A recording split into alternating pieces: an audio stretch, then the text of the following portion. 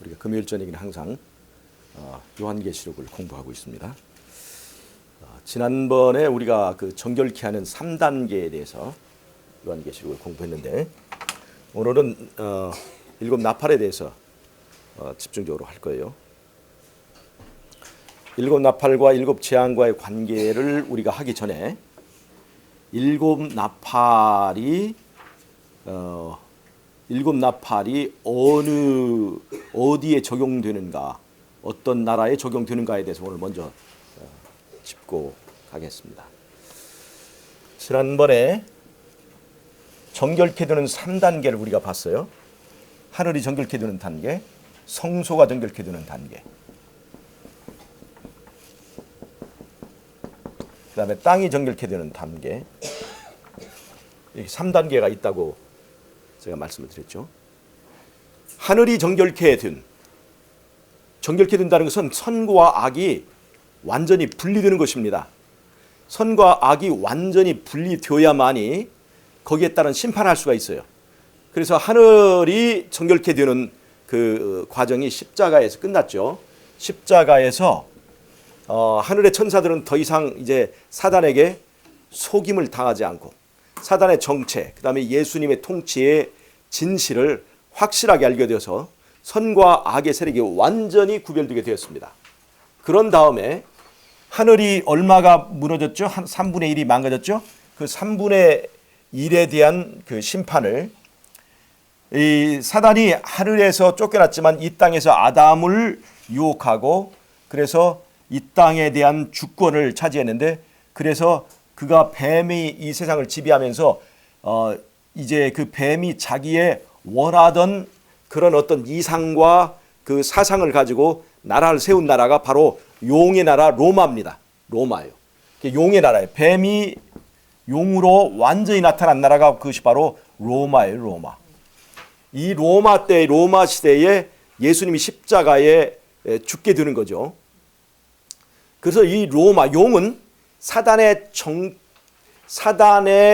그 모습을 드러낸 나라예요. 그래서 이제 하늘이 정결케 된 이후에 하늘이 입은 피해만큼 이 용의 나라 로마가 심판을 받는다고 하는 것입니다. 그것이 바로 일곱 나팔이라고 제가 말씀드렸어요. 일곱 나팔.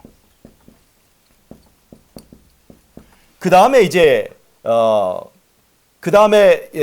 두 번째 단계가 뭐냐면 성소가 정결케 되는 과정을 2단계로 우리가 하게 되잖아요. 1844년까지 성소 시대, 그 다음에 1844년부터 예수님 재림 때까지 지성소 시대, 이 두 개의 단계가 있는데, 여기서 하늘 성소 안에서 선과 악이 완전히 갈라집니다. 이 성소 시대, 그 하늘 성소죠. 하늘 성소라고 하는 것은 우리가 믿음으로 예수님 안에 피한 사람들이에요. 그리스도인의 이름을 가진 사람들이 이제 이 성소 안으로 들어옵니다. 그러나 그 성소 안에는 무엇도 있냐면 가라지도 있는 거예요. 가라지. 그래서 가라지와 알곡이 이 심판을 통해서 완전히 갈라집니다. 그래서 완전히 갈라진 후에, 그렇기 때문에 이제 이 땅에 예수님이 십자가에서 성소 봉사 다 끝난 다음에 바로 이 땅에 주어지는 것이 일곱 재앙이에요. 일곱 재앙. 자, 보세요. 하늘이 정결케 된 것처럼 이 땅에서 성소가 정결케 되고, 그렇게 된 것처럼 로마가 심판을 받은 것처럼 마지막에 일곱 재앙의 대상은 뭐냐면 로마 카톨릭입니다. 로마 카톨릭이에요. 일곱 재앙의 주요 포인트가, 주요 그 대상이 로마 카톨릭으로 묘사되는 계시록의 17장에서 말하는 바벨론 세력이죠. 그 바벨론 세력은 로마 카톨릭만 당하는 것이 아니라 카톨릭을 중심으로 한 전 세계적인 그 바벨론 세력입니다. 이렇게 해서 로마의 붕괴가, 로마가 여섯 나팔을 통해서 로마가 붕괴되어가는 역사적 사건들이 마지막 때에 영적 바벨론인 이 로마 카톨릭 세력, 로마 카톨릭을 중심으로 한 바벨론 세력이 일곱 재앙으로 어떻게 무너질 것인가에 대한 나팔이 되는 거예요. 경고. 로마 카톨릭이 그런 밀접한 관계에 있기 때문에 로마의 붕괴가 마지막 때 일곱 재앙을 통해서 로마 카톨릭이 무너지게 될 것을, 세상이 그렇게 무너지게 될 것을 경고하는 나팔이 되는 것입니다. 그래서 나팔의 의미가 있는 거예요. 로마와 로마 카톨릭이 밀접한 관계가 있어요. 그 다음에 하늘이 정결케 되는 것과 성소가 정결케 되는 것이 밀접한 관계가 있어요. 그런 관계들이 있습니다. 그래서 하늘이 정결케 된 다음에 하늘을 망하게 한 죄에 대한 심판이 베풀어지는데, 그것이 바로 이 로마 제국에 대한 용의 나라에 대한 심판이 베풀어져요. 그 다음에 성소가 정결되게 된 다음에 땅을 망하게 한 죄에 대한 그 심판이 베풀어지는데, 그것이 바로 일곱 재앙이라고 하는 것입니다. 그래서 이 관계를 통해서 보면 이 일곱 나팔은 어디에다 적용돼야 맞아요? 로마 제국에다 적용되어야 맞다고 하는 것입니다. 자, 계시록 11장 한번 보겠습니다. 계시록 11장.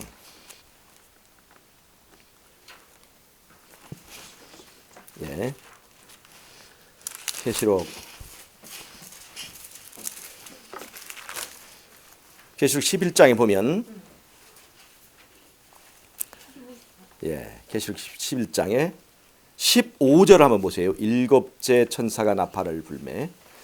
자, 그 15절이네요. 5절, 15절, 11장 15절. 일곱째 천사가 나팔을 불매 하늘에 큰 음성들이 나서 가로되 세상 나라가 우리 주와 그 그리스도의 나라가 되어 그가 세세토록 왕노릇 하시리로다. 예. 자, 그 다음에 18절 한번 보세요.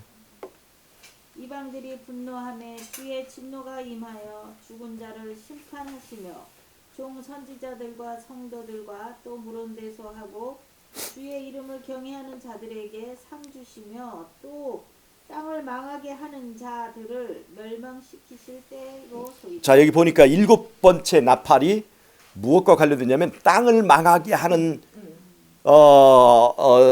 하는 자들을 멸망시키는 거예요. 이것이 바로 일곱 번째 나팔, 즉 일곱 재앙입니다. 일곱 재앙이에요. 그리고 이 나팔의 나팔 7개인데 그 중에서 6개의 나팔이 로마 제국 붕괴와 관련되어 있습니다. 그것은 무엇과 관련되어 있어요? 하늘을 망하게 한 것에 대한 심판이 내려진다고 그랬죠. 하늘이 얼마의 피해를 입었어요? 계시록 12장에 보면 3분의 1. 그래서 일곱 나팔마다 전부 다 3분의 1씩 제약이 있다고 그랬죠. 왜냐하면 하늘을 그만큼 망하게 했기 때문에 그 사단의 제국도 그만큼 제약을 가지고 심판을 받게 되어 있습니다. 그런데 일곱 번째 나팔은 뭐냐면 땅을 망하게 한 죄에 대한 심판입니다. 그것이 바로 일곱 재앙이에요. 그래서 땅은 3분의 1만 피해 입은 것이 아니고 소수를 빼놓고는 대부분 다 망했기 때문에 거기는 3분의 1이란 제약이 없습니다. 전 세계적으로 임하는 제약이죠. 그렇게 내려집니다. 자, 이 구도를 보면 제가 지난번에 왜 정결케 되어야 되는가, 심판이 있기 전에 그것을 제가 설명을 드렸죠. 심판을 하기 전에 선과 악이 완전히 구별이 되어야 된다는 겁니다. 그래서 하늘이 정결케 되는 과정에서 그렇게 있었고, 그 다음에 성소가 정결케 되는 과정에서 선과 악이 완전히 분리가 돼야만이 하나님께서 심판을 하실 수 있다는 겁니다. 그 다음에 세 번째 단계는 땅을 정결케 하는 과정이죠. 즉 땅이 예수님 삼림 때 완전히 유황불로 불살르게 되고 악인들도 이제 부활해서 심판을 받고 이제 전부 다 소멸되잖아요. 땅이 이제 소멸되는 거예요. 심판을 받는 거예요. 그 심판을 받기 전에 하늘에서 뭐가 있냐면 악인들에 대한 심판이 이루어집니다. 천년기 동안. 그 심판은 뭐냐면 그들이 조금 더 억울하게 이 죽임을 당하는 것이 아니고 그들의 형량이 조금 더 자기들이 한 것에 지나치지 않도록 적당한 형량을 할 수 있도록 이 성도들과 함께 모든 심판을 하는 거예요. 그 성도들이 결국 누굽니까? 그 악인들에 의해서 전부 다 피해를 당한 사람들이에요. 그래서 그 피해를 당한 사람들이 그들의 죄를 잘 알기 때문에 함께 참여해서 정당하고 공정한 심판을 하게 됩니다. 완전히 그들이 치우치지 않도록 그들이 지은 죄 이상으로 이제 심판을 당하지 않도록 먼저 그 안에서 심판이 있는 거예요. 그리고 나서 이 땅에 불이 유황불로 소멸되어서 완전히 이 땅에 마지막 어떻게 보면 이 악인들이 당하는 재앙이라고 볼 수 있죠.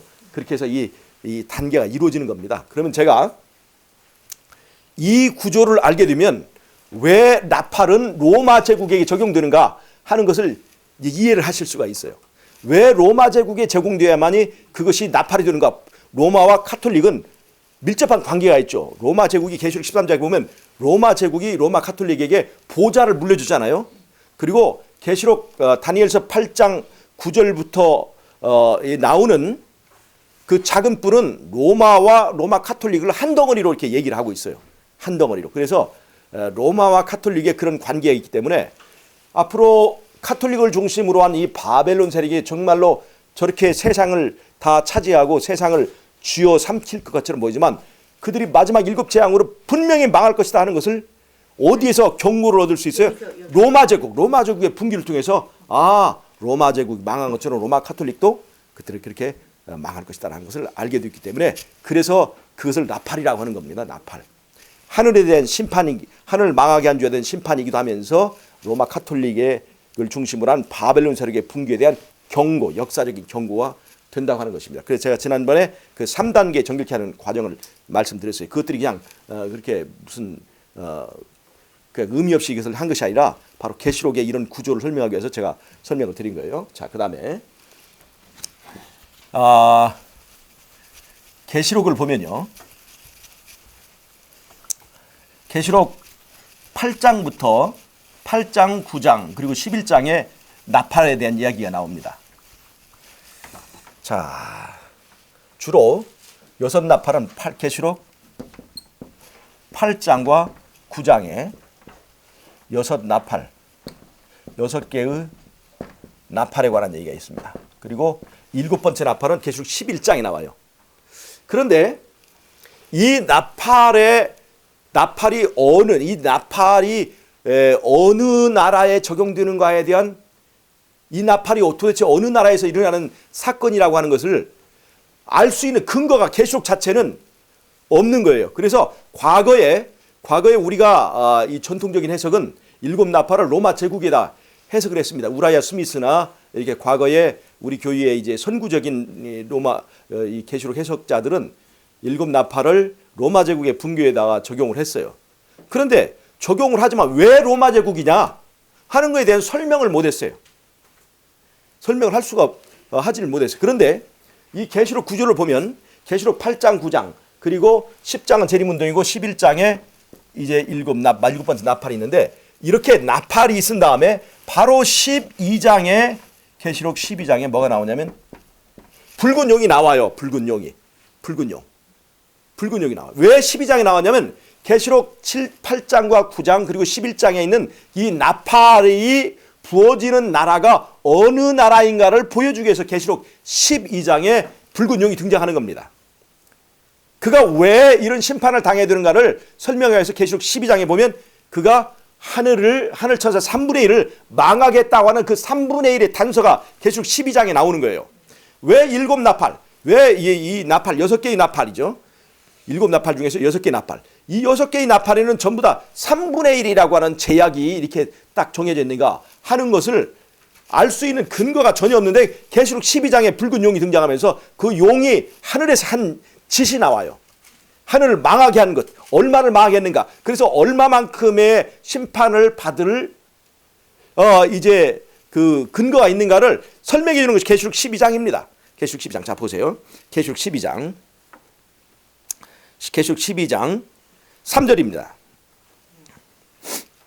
하늘에 또 다른 이적이 보이니 보라 한 큰 붉은 용이 있어 머리가 7이요 뿔이 10이라 그 여러 머리에 7 면류관이 자, 있는데 여기 나오는 거죠. 머리가 7이요 뿔이 10인 이 짐승은 성경에 처음 나오는 것이 아니라 다니엘서 7장에 딱 한 번 나왔었어요. 그것이 바로 네 번째 나라거든요. 네 번째. 즉 사자가 있고 그 다음에 곰이 있고 표범이 나오고 네 번째 나라 나오는 나라인데 사자는 바벨론을 말하고 곰은 메데어 페르시아를 말하고 그리고 표범은 그리스를 말하고 네 번째 나라 이 10뿔 가진 무서운 짐승이 바로 로마 제국을 말하는데 그 10뿔 가진 짐승이 어디 나오냐면 계시록 12장에 나오는 거예요.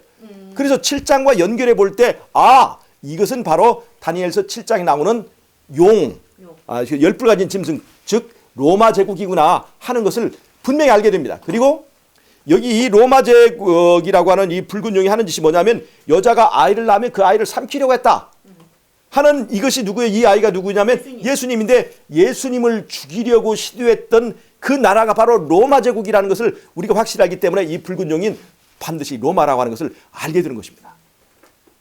그리고 이 용이 하늘에서 한 일은 뭐냐면 하늘 천사 3분의 1을 그 꼬리로 끌어다 땅에 던지다. 즉 다른 말로 하면 하늘의 3분의 1을 타락하게 만들었다는 것입니다. 하나님에게는 3분의 1의 피해를 줬다는 거죠. 하나님에게 3분의 1의 피해를 줬기 때문에 앞에 있던 8장과 9장에 있는 6개의 나팔이 적용되는 그 나라에 3분의 1짜리 재앙이 내리게 되는 것입니다. 땅이 3분의 1이 침을 받게 되고, 바다가 3분의 1이 침을 받게 되고, 그 다음에 또 강이 침을 받게 되고, 또 해달별 3분의 1 침을 받게 되고, 이런 것들은 전부 다 로마 제국의 분기를 보여준다는 것입니다. 그 다음에 이 계시록 12장이 이 로마 제국이 있으면 바로 그 옆에 계시록 13장이 있습니다. 로마 제국이 바로 어디에다 보좌를 주냐면 로마 카톨릭에다 그 권력을 넘겨줍니다. 그래서 이 두 개의 바벨론 세력의 관계를 계시록 12장과 14장에서 보여줘요. 그런데 계시록 16장에는 재앙이 나옵니다. 재앙이. 그러니까 계시록 12장은 무엇을 설명하는 거냐면 일곱 나팔의 대상이 누구인가를 설명해주고, 계시록 13장은 계시록 16장의 일곱 재앙의 대상이 누구인가 하는 그것을 설명해주는 구조를 가지고 있다는 겁니다.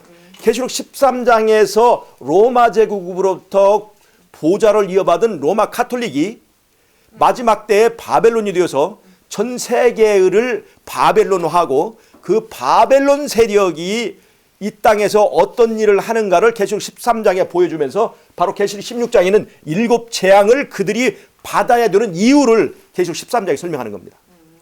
계시록 12장은 일곱 나팔을 왜 로마 제국이 당해야 되는가 하는 것을 보여주고, 계시록 13장은 계시록 16장에 있는 일곱 재앙을 왜 로마 카톨릭이라고 하는 바벨론 세력이 당해야 되는 것을 보여주고, 계시록 12장과 13장은 이 로마 제국과 바벨론이 어떤 관계가 있는가, 이 마지막 때 캐톨릭이 어떤 관계가 있는가를 이렇게 보여주는 구조를 가지고 있다는 것입니다.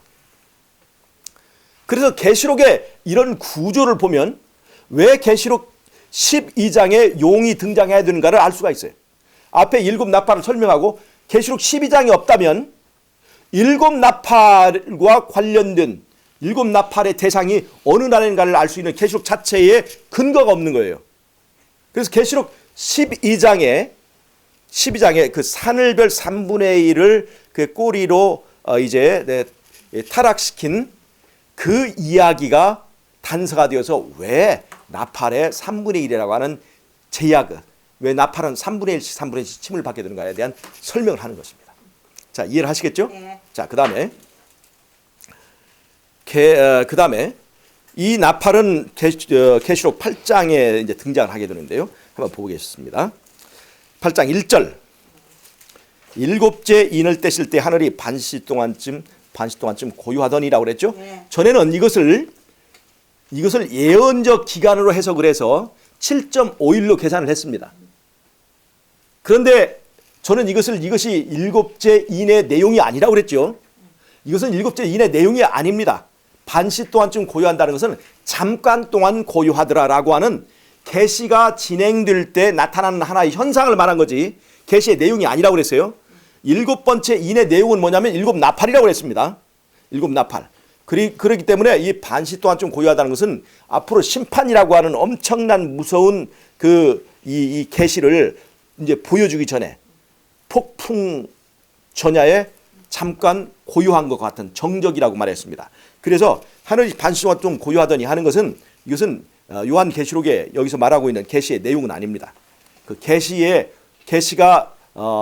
절차상의 과정에서 나오는 잠깐 동안 고요한 현상을 말할 뿐이에요. 자, 그러면 일곱 나팔이 일곱 번째 인의 내용이잖아요. 근데 일곱 나팔이 소개될 때 어떤 것이 나오냐면 2절, 내가 보매 하나님 앞에 일곱 천사가 서 있어 일곱 나팔을 받았더라 하고 이제 일곱 나팔이 등장하죠.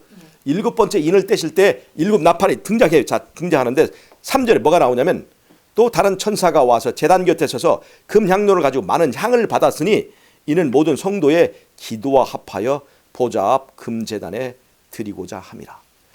기도를 드리는 거예요. 이제 향단이 등장하면서 하나님 앞에 그 천사들이 가지고 있는 향과 함께 성도들의 기도를 합해서 하나님 앞에 기도를 올리는 걸 말하는 거예요. 재지네.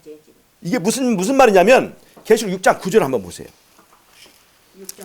계시록 6장 9절에 보면 다섯째 인을 떼실 때 내가 보니 하나님의 말씀과 그들이 가진 증거로 말미암아 죽임을 당한 영혼들이 제단 아래 있어 큰 소리로 불러 이르되 거룩하고 참되신 대주제 땅에 거하는 자들을 심판하여 우리 피를 갚아주지 아니하시기를 어느 때까지 하시려나이까. 즉 이 성도들의 간구예요. 이 계시록 상황에서 지금 이 요한이 계시를 볼 때 성도들은 예수님의 재림이 금방 올 줄 알았는데 예수님이 한 30년 그 경에 이제 승천하시고 나서 지금 근 100년이 다 된, 이제 한 70년이 다 지났는데도 예수님이 바로 재림할 줄 알았는데 재림을 하지 않으시고 성도들은 어떻게 됐어요? 다 핍박을 당해서 잡혀 죽고 그 중에 늦게까지 살아남았던 사도인 요한도 지금 끓는 기름 가마에 던졌다가 죽지 않으니까 그 사람이 어디로 가겠냐면 무인도인 반모섬에 귀향을 보냈단 말이죠. 그러니까 이게 그 당시에 성도들이 볼 때는 도대체 이 세상이 도대체 어떻게 되려고 거냐.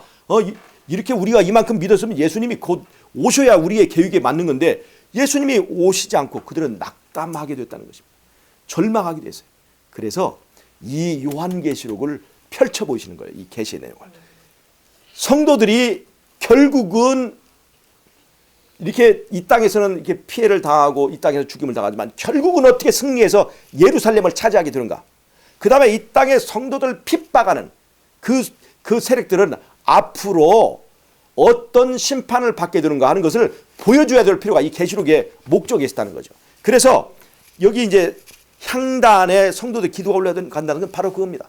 성도들이 언제까지 우리의 피를 신원하여 주지 아니하시기를 언제까지 할 것입니까? 이 기도가 이 향단에서 이게 올라가는 기도예요. 언제까지 우리의 그 구원을 미루실 것입니까? 언제까지 우리 주님은 우리에게 이제 안식을 주지 않으실 것입니까? 언제까지 우리의 피를 신원하여 주지 않으실 겁니까? 하고 이제 하나님 앞에 이 향단에서 기도가 올라가는 거예요. 그것이 바로 향단의 의미예요. 그런데 기도가 올라갔어요. 올라갔는데 사절에 보면 향연이 성도 기도와 함께 천사의 손으로부터 하나님 앞으로 올라갔죠. 하나님이 맡았다 이 말이에요. 하나님이 그것을 기도를 들었다는 얘기입니다. 그 결과 5절 천사가 향로를 가지고 제단에 불을 담아서 땅에 쏟음에 우레와 음성과 번개와 지진이 나더라. 이게 무슨 말이냐면 하나님께서 그 기도를 들으시고 드디어 거기에 대한 응답으로 뭐가 나오냐면 불을 가지고 향로를 가지고 제단에 불을 담아 땅에다 쏟는 거예요. 땅에 드디어 심판을 내리신다는 것을 의미하는 겁니다. 즉 향이 올라간다고 하는 것은 이 성도의 기도가 간합하심을 받고 그 다음에 불을 쏟는다는 얘기는 그 기도에 응답하여서 하나님께서 이 땅에다가 심판을 베푸신다는 얘기가 되세요. 자, 그러면 이 일곱 나팔이라고 하는 것은 하나님께서 성도의 기도를 듣고 성도들을 핍박하는 그 세력에 대하여 심판하신다는 내용이 이 과정에서 분명히 나타납니다. 심판하시는 거예요. 그래서 일곱 나팔이 이 세상에 베풀어지는 겁니다. 나팔은 그래서 있는 거예요. 그래서 일곱 나팔은 하나님의 백성을 핍박하는 바벨론 세력에 대한 하나님의 심판입니다. 땅에 내리는 불덩어리예요. 그래서 6개의 나팔은 로마 제국의 분기를 말하고 7번째 나팔은 바로 마지막 때 일곱 재앙입니다. 성도들을 핍박한 그 바벨론 세력에 대하여 하나님이 신원하시는 심판입니다. 자, 그러면 예전에 우리가 계시록을 공부할 때 일곱 나팔은 전부 다 로마 제국으로 적용을 받았습니다. 4개의 나팔은 소로마 제국의 분기, 2개의 나팔 더 있어 6개까지는 동로마 제국이 분기하는 것으로 로마 제국에 적용했어요. 그러나 새롭게 이제 등장하는 신진 이 학자들은 일곱 나팔을 그렇게 해석하지 않습니다. 지금은 우리가 오늘의 신앙에서도 일곱 나팔을 로마 제국에 다 적용하지 않습니다. 맥스웰 그 계시록도 일곱 나팔을 로마 제국의 분규에다 전체적으로 적용하지 않고 이 나라 저 나라 전 세계적으로 다 적용합니다. 전 세계적으로. 그래서 이 일곱 나팔의 대상이 어디냐 하는 것을 규명하는 것이 그래서 필요한 거예요. 자, 그러면 우리가 다니엘서 7장을 보면요. 다니엘 7장을 보면 다니엘 7장을 한번 보겠습니다. 다니엘서 7장을 보면 이 세상에 등장하는 바벨론의 계보가 나오죠. 다니엘 7장. 맨 처음에 등장하는 나라가 어떤 나라죠? 바벨론이죠. 사자로 묘사가 됐습니다. 두 번째, 그 다음에 곰이 등장하죠. 그 다음에 7장 19절 한번 보세요. 세 번째 표범이 등장하고 네 번째 이제 머리가 여린 나라가 나오는 거예요. 7장 19절을 한번 보겠습니다. 7장 19절. 예, 한번 보세요. 네.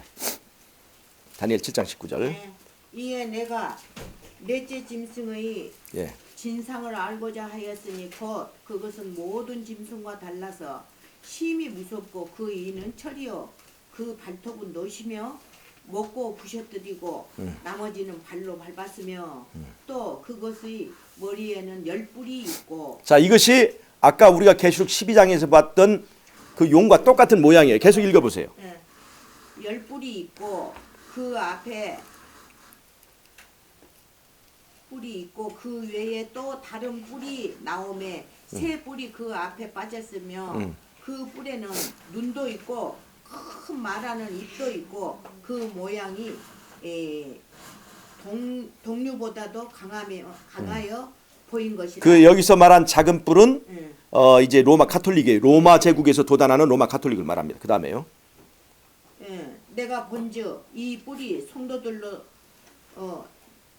더불어 싸워 이겼더니. 자, 성도들을 핍박하고 죽이는 것을 말합니다. 예적부터. 예, 22절 잘 보세요. 22절. 예. 옛적부터 항상 계시니가 계신 자가 나서 지극히 높으신 자의 성도를 위하여 신원하셨고 때가 이르매 성도가 나라를 얻었더라. 이 다니엘서 7장을 보면 마지막 때에 로마 제국이 특별하게 성도들을 핍박하고 이제 그 권세를 행사하는 걸 보게 되죠. 성도들을 이 로마 제국과 그 작은 뿔이 핍박하는 게 나오는데 22절에 보면 옛적부터 항상 계시니가 와서 지극히 높으신 성도들을 위하여 원한을 풀어주셨고 그 신원하였다고 그랬죠. 예, 예. 아까 제가 말한 대로 예, 신원. 계시록 지금 8장에 말하는 일곱 나팔이 바로 성도들의 원한을 풀어주는 거예요. 그래서 땅에다 불을 던지는 거예요. 그러니까 이 다니엘 7장을 배경으로 하나님께서 성도들을 위하여 그 원한을 풀어주는 그 대상이 어디냐면 바로 이 네 번째 나라입니다.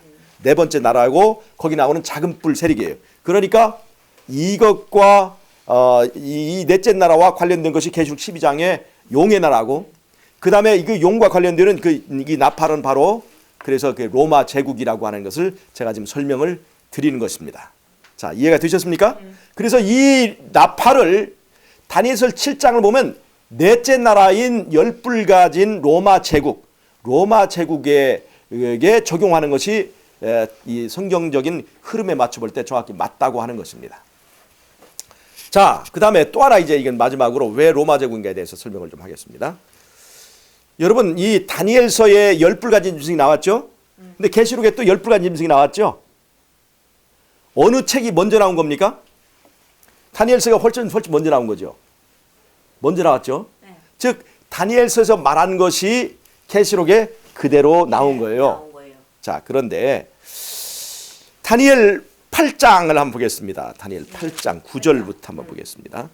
9절, 8장 9절. 예, 8장 9절부터. 예, 그중 한 뿔에서 또 작은 뿔 하나가 나서 남편과 동편과 또 영화로운 땅을 향하여 힘이 커지더라. 자, 여기 다니엘 8장 9절부터 등장하는 이 작은 뿔이라고 하는 것은 로마 제국과 로마 카톨릭을 한 덩어리로 보고 있는 거예요.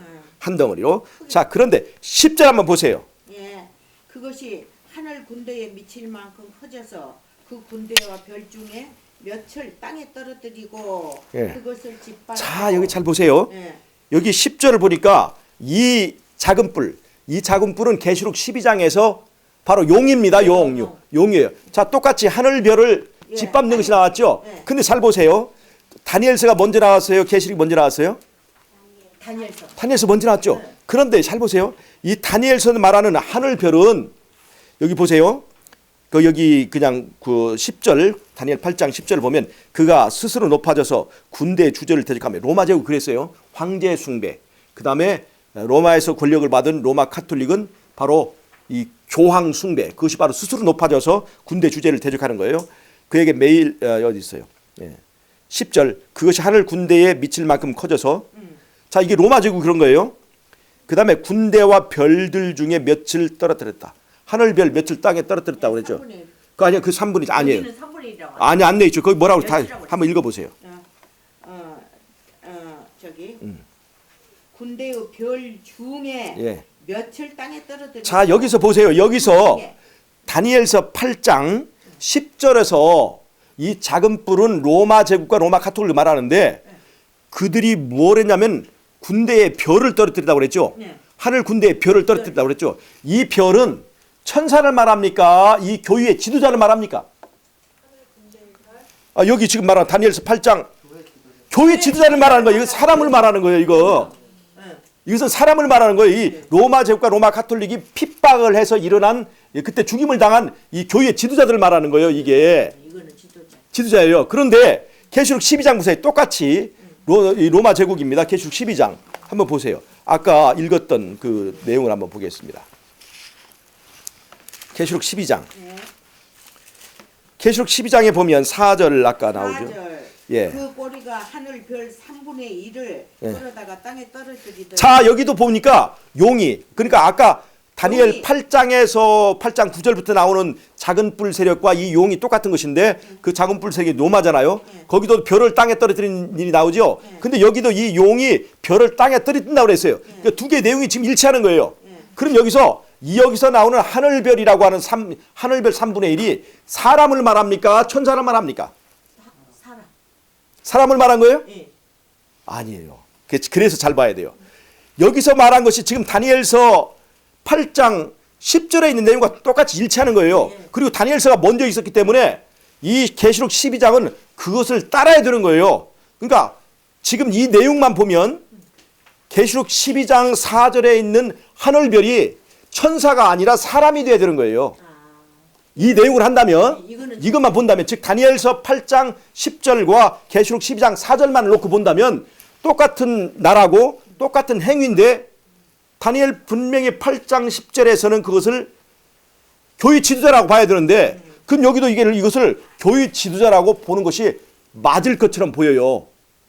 다니엘 8장과 계시록 12장만 보면. 그런데 이 별이 사람 교회 지도자가 아니고 하늘에서 떨어진 사람들을 괴롭히는 별이라고 하는 것을 설명해 줄 수 있는 근거가 뭐냐면 그것이 바로 앞에 있는 8장과 9장에 나오는 7그 나팔의 내용이라는 것입니다. 자, 보세요.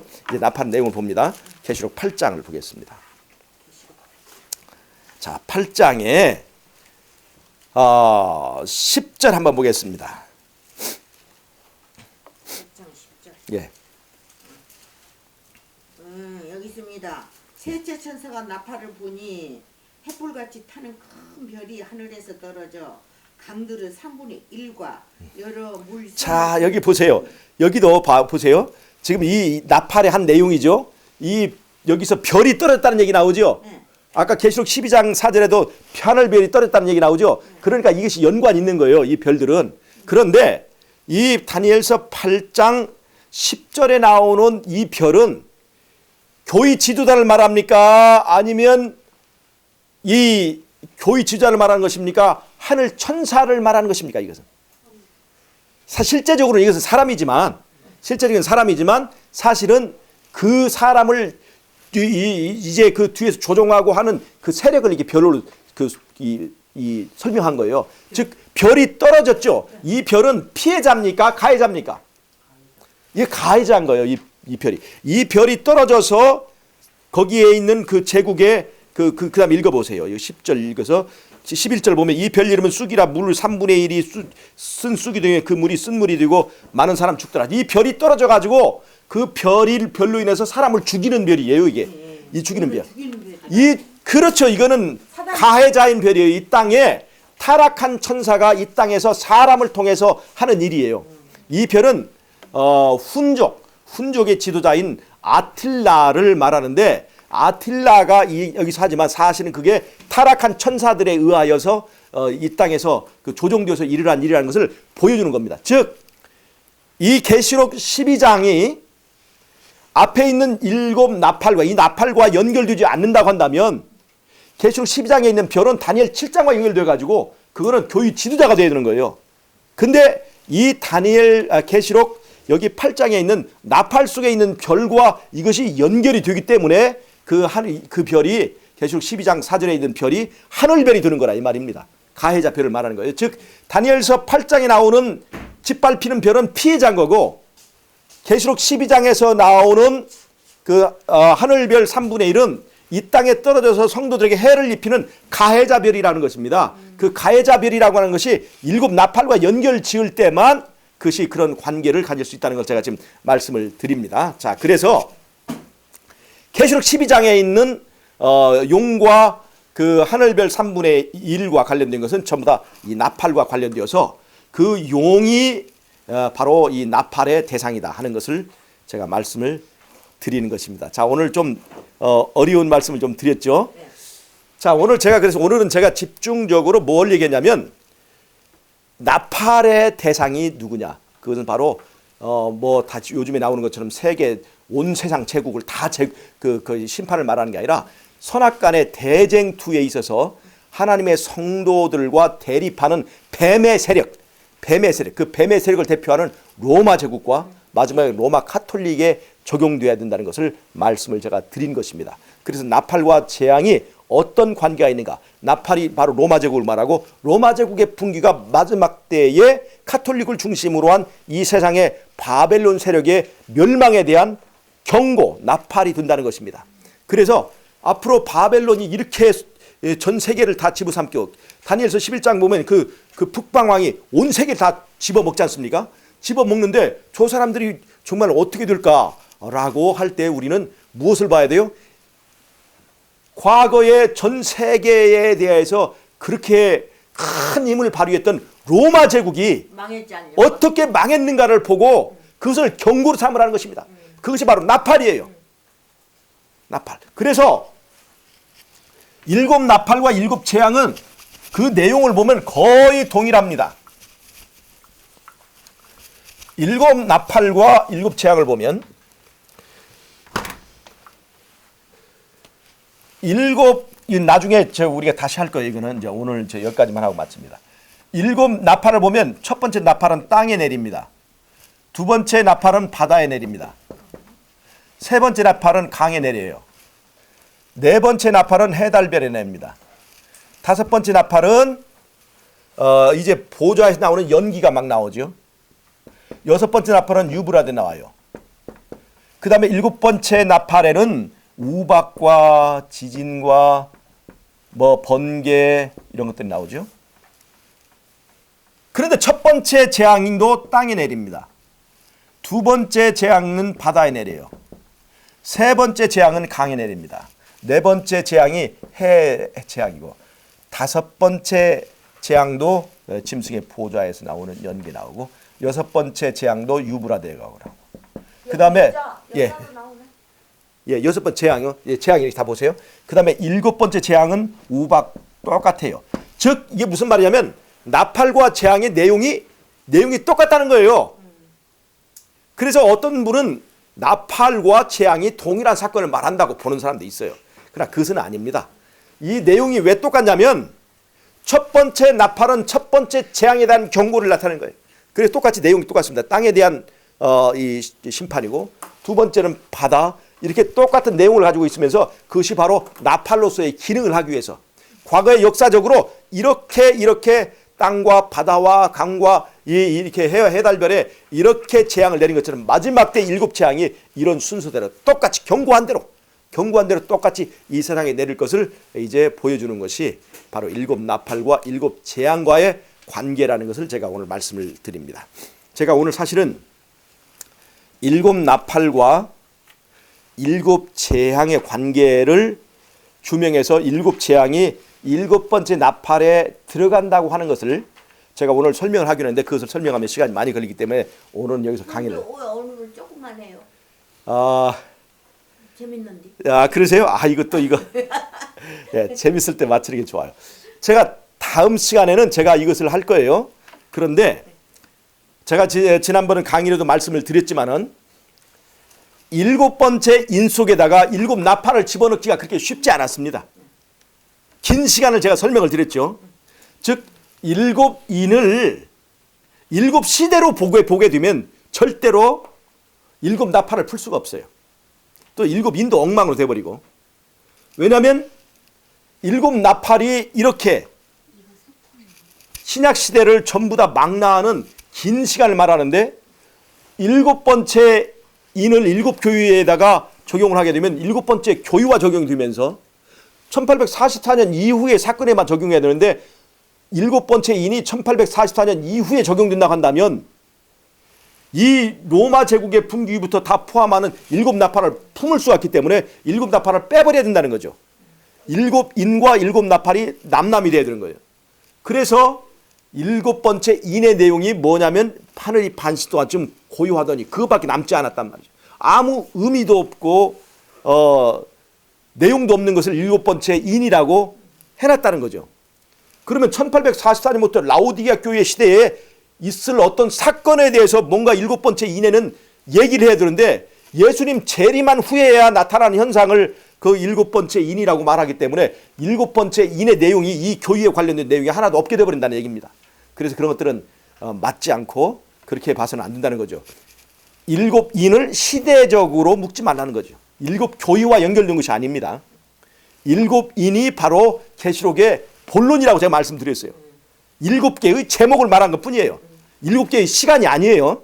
그래서 여섯 번째 나팔까지 마태복음 24장에 말하는 이 땅에서 말하는 재림 징조를 말했고 마태복음 24장 내용과 똑같아요. 그 다음에 일곱 번째 나팔은 하나님께서 성도들의 원한을 풀어주시고 하나님의 백성을 핍박하는 그 다니엘 7장에서 말하는 그 넷째 나라와 그 넷째 나라에 솟아나는 작은 뿔 세력, 즉 여자의 후손과 대항하에 싸우는 뱀의 세력, 그 뱀의 세력에 대하여 하나님께서 원한을 풀어주시는 그 신원의 내용이 바로 일곱 나팔이라는 것입니다. 그래서 일곱 나팔이 일곱 번째 인의 내용으로 당당히 들어가게 되는 거예요. 그래서 이것을 설명하는 것이 시간이 많이 걸렸죠. 이제는 이렇게 일곱 나팔과 일곱 재앙이 평행적인 구조가 되어 있어요. 평행적인 구조가. 그런데 이 평행적인 구조가 되어 있는데 일곱 나팔이 일곱 번째 속에 들어갈 수가 없는 거예요. 이 구조를 보면. 그래서 이 일곱 재앙을 일곱 번째 나팔에다가 집어넣는 그 이유를 제가 다음 시간에 자세히 설명을 하겠습니다. 그래서 오늘은 왜 그 일곱 나팔의 대상이 로마 제국과 그 다음에 로마 카톨릭에게 적용되고 다른 것들에 이제 적용을 하지 않는지에 대한 설명을 제가 대쟁투적 관점에서 보여줍니다. 대쟁투는 여자의 후손과 뱀과의 싸움입니다. 여자의 후손과 뱀의 후손과의 싸움이에요. 그 뱀이 진화되어서 계시록 12장에서 용으로 나타나는 거예요. 그래서 그 용의 세력에 대해서 하나님께서 성도들을 신원하는 그 원한을 갚는 심판을 베풀어 주는 것이 바로 일곱 나팔이라는 것입니다. 그리고 그 나팔을 설명하는 것이 계시록 8장에 있는 향단의 향이 기도와 성도들의 기도와 함께 하나님 앞에 올라가서 하나님께서 그 기도를 들으시고 성도들의 원한을 베풀기 위해서 땅에다가 불을 던지는 얘기예요. 그것은 바로 다니엘서 7장에 말한 대로 하나님께서 그 네 번째 나라의 그 성도들을 핍박하는 그 바벨론 세력에 대해서 원한을 풀어주는 그 얘기라고 하는 것을 제가 오늘 대쟁투를 배경으로 해서 설명을 드린 것입니다. 그래서 오늘은 우리가 오늘 일곱 나팔의 대상이 무엇인가를 오늘 자세히 공부했습니다. 다음 시간에 일곱 나팔과 일곱 재앙과의 관계를 자세히 제가 설명을 좀 더 드리고 그다음에 공부를 진행하도록 하겠습니다. 여기까지 오늘 계시 공부 마치고 기도 마치겠습니다. 기도하겠습니다. 하나님 우리 아버지, 오늘 또 우리가 계시록 공부를 할 수 있도록 도와주셔서 감사합니다. 성령께서 지혜를 주셔서 우리에게 주시는 하나님의 계시의 중요한 의미들 잘 깨닫고 우리가 계시를 가진 안목인 백성으로 마지막 때 준비하는 사람들이 되게 해주시기를 예수님의 이름으로 기도하옵나이다. 아멘. 아멘.